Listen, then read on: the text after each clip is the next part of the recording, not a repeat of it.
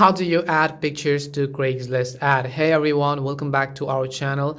I am Bimal from App Guide. In today's video, I will show you how you can upload or post images to Craigslist. So make sure to watch the video till the end.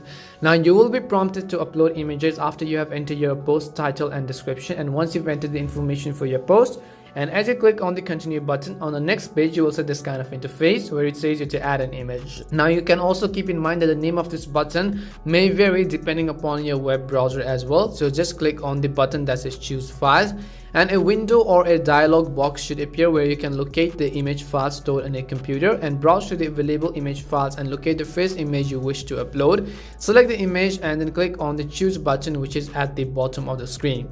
Now if the image is uploaded successfully, it will appear in the area below the choose files button. If you have multiple images to upload, repeat the processes as well.